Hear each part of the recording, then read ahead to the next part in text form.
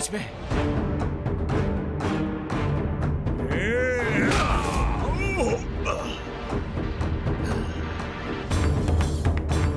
अभी भी कुछ सामर्थ्य शेष है, तो अब अपने प्राणों के साथ उसे भी खोने के लिए तैयार हो जाओ तुम। इस बार मैं तुम्हारे वार के लिए तैयार हूं गजमुखान।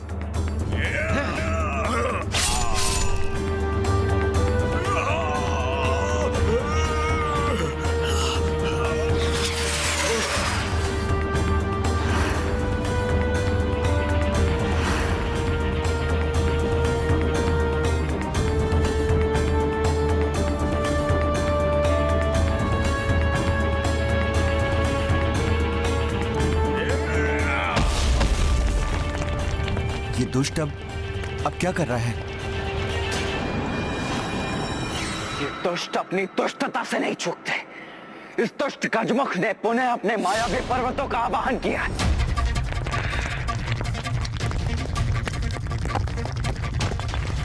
देव सेनापति कुमार कार्तिकेय, वीर बंधुओं को इस पर्वतों के विषय में तनिक भी ज्ञात नहीं। इससे पूर्व कि वो इस विषय में कुछ भी ज्ञात कर पाए, असहायता की गुहार लगाएं। ये असुरी मुख इन्हें अपने मुख में निगल लेगा।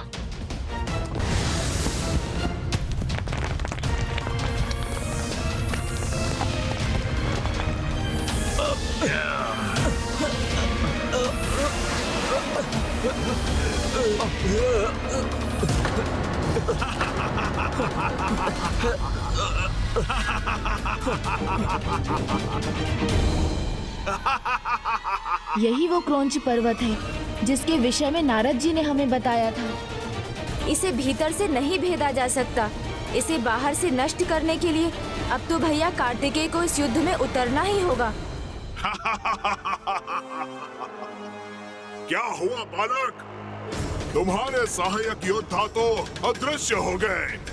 इंद्र और उसके देवता तुम्हारी कोई सहायता नहीं कर सकते। अब तो तुम्हें मुझसे अकेले ही युद्ध करना होगा।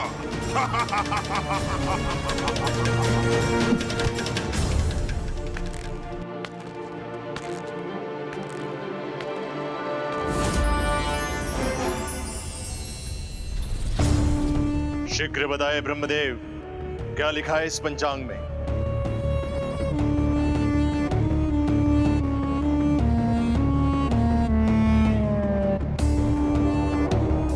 संकट, घोर संकट आने वाला है तुम असुरों पर।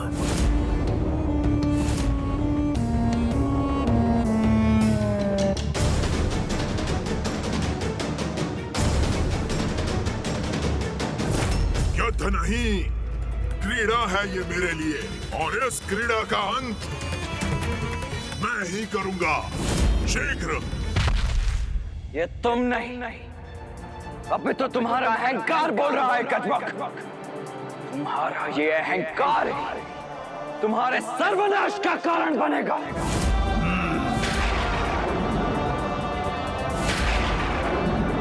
ये भयंकर युद्ध अब उस दुष्ट गजमुखन की मृत्यु के साथ ही थमना चाहिए।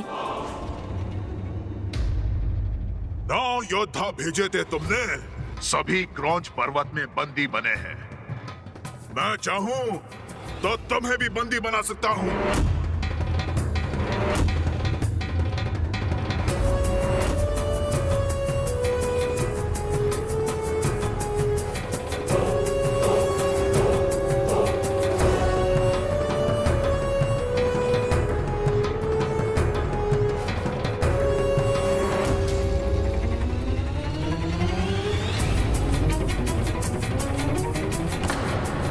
अब इस गुफा को भीतर से ही भंग करेंगे हम।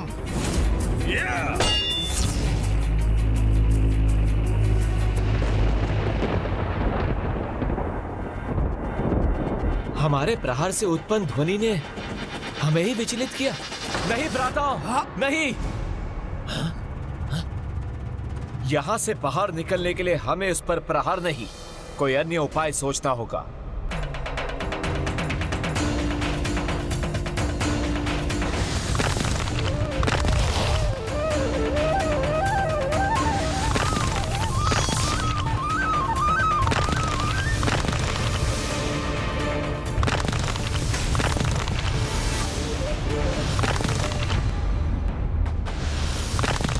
यहाँ तो सब कुछ मायावी प्रतीत हो रहा है।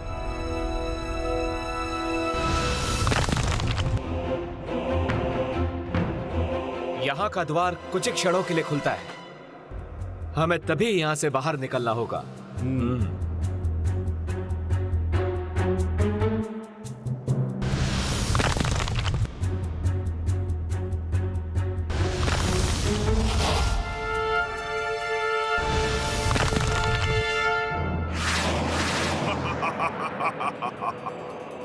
तुम्हारे योद्धा क्रॉन्च के भीतर तो प्रवेश कर गए हैं, किंतु वो बाहर नहीं आ पाएंगे। दुर्भाग्य है उनका। वो इस सत्य को नहीं जानते। वो जितना प्रयास करेंगे, क्रॉन्च उनको अपनी उतनी ही अंधेरी गुफा में ले जाएगा, जहां होगा संकटों का एक और पहाड़।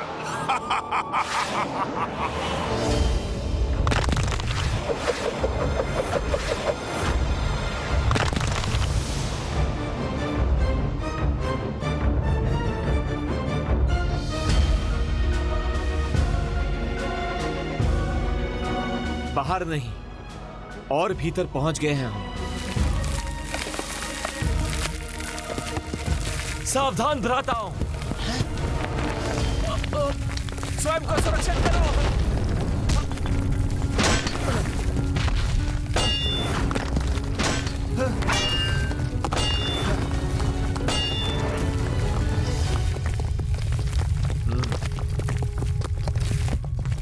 ज्येष्ठ, अब तो ये संपूर्ण छत हम पर ही गिर रही है।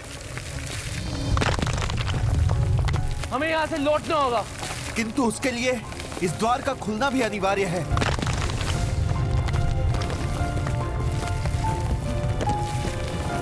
परंतु भ्राता, हमारे पास समय शेष नहीं है। मैं रोकूंगा इसे। भ्राता! तुम सब जाओ। परंतु भ्राता, आपको छोड़कर नहीं जा सकते हैं हम। हाँ भ्राता, हम आपको छोड़कर नहीं जा सकते।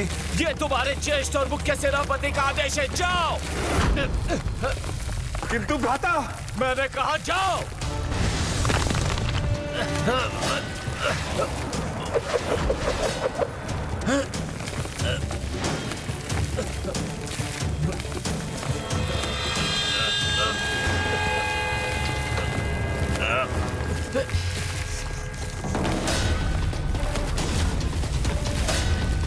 जय स्वामी कार्तिकेय।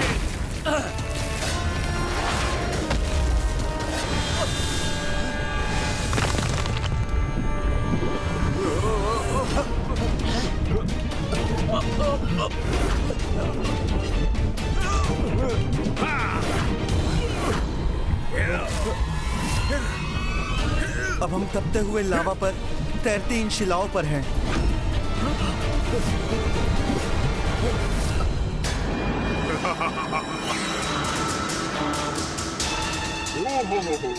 भयभीत हो गए? भीरू और दुर्बल ही संकट में अपने स्वामी का स्मरण करते हैं। किंतु कोई लाभ नहीं, कोई उनकी रक्षा नहीं कर सकता, क्योंकि अब वो ऐसे विषैले स्थान में प्रवेश करेंगे जहां बड़े से बड़े विषैले जीव भी उस स्थान की विषैली वास्तव में जीवित नहीं रह पाते। अब तुम्हारे 9 योद्धाओं के साथ भी यही होगा। बालक, अब तुम्हारे पास 2 ही विकल्प हैं। या तो अपने योद्धाओं की रक्षा करते हुए मृत्यु के मुख में जाओ, या यहाँ रुककर मेरे हाथों मृत्यु का ग्रास बनो। शीघ्र चुनाव करो, निर्णय तुम्हारे हाथ में है।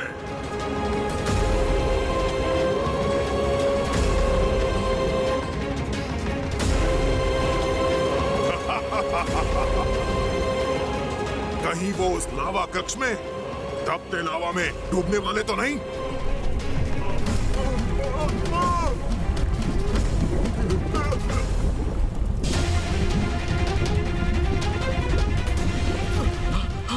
भांति मायावी है ये दुष्ट, भांति भांति के छल रच रहा है, और इसे पार कर पाना इतना सरल नहीं होगा।